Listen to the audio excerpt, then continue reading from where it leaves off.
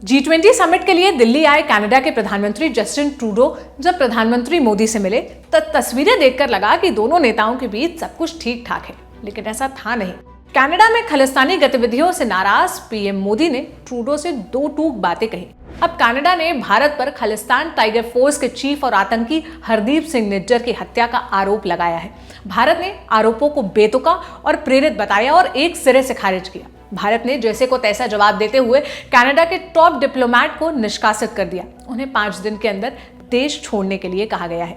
भारतीय मीडिया इसे कैसे कवर कर रहा है और भारत का इस पर क्या पक्ष है, ये तो आप देख और सुन रहे होंगे, लेकिन हम आपको बताते हैं कि कनाडा का मीडिया इस पूरे विवाद को किस तरह से रिपोर्ट कर रहा है। सबसे पहले बात करते हैं द ग्लोब एंड मेल की। उन्होंने headline the, Trudeau accuses India in killing of Sikh leader on Canadian soil. यानी ट्रूडो ने कनाडा की जमीन पर सिख नेता की हत्या के लिए भारत पर इल्जाम लगाया। खबर में आगे लिखा गया, निज्जर जिसे दिल्ली और भारत में आतंकवादी घोषित किया गया था, सिख धर्म को मानने वालों के लिए एक अलग देश की मांग करने वाले अलगाववादी आंदोलन का हिस्सा था।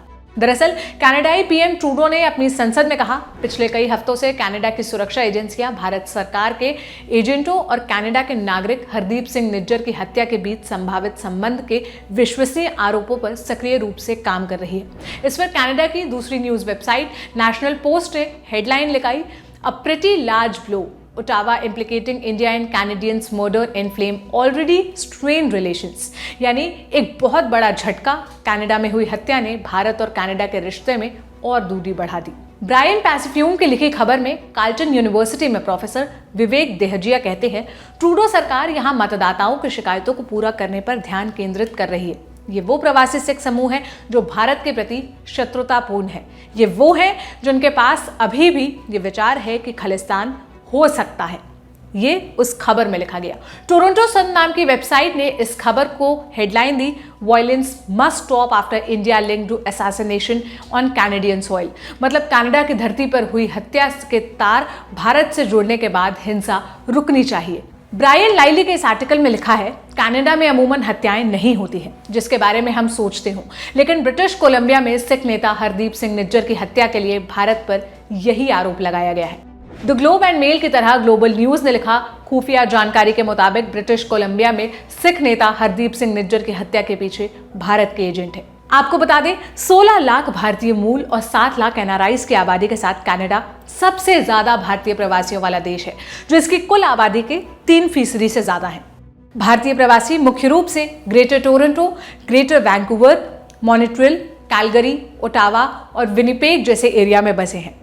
पिछले कुछ महीनों में कनाडा में भारत विरोधी गतिविधियों में काफी तेजी आई है। कनाडा में पूर्व प्रधानमंत्री इंदिरा गांधी की हत्या वाली रैली जो झांकी थी, वो परेड दिखी थी। बार बार खालिस्तानी आतंकियों की लिस्ट देने के बावजूद जो लिस्ट भारत देता है, कनाडा की सरकार कोई ठोस कदम नहीं उठाती है। ट्रूडो सरकार पर आरोप है कि वो अपने देश में राजनीति और वोट बैंक के लिए खालिस्तानियों पर नरम रुख अपनाते हैं। आतंकी निज्जर की हत्या ने क्या वाकई दोनों देशों के रिश्तों को खराब कर दिया है? बाकी इस मुद्दे पर भारत का आधिकारिक रुख एकदम साफ है। वो कनाडा के इन आरोपों को झूठा और निराधार बताता है। बाकी आप अपनी राय कमेंट बॉक्स में बताइएगा। मेरा नाम सोनल है। सारी जानकारी मेरी साथी शिवानी ने जुटाई थी। देश और दुनिया की तमाम खबरों के लिए लल्लन टॉप देखते रहिए। शुक्रिया।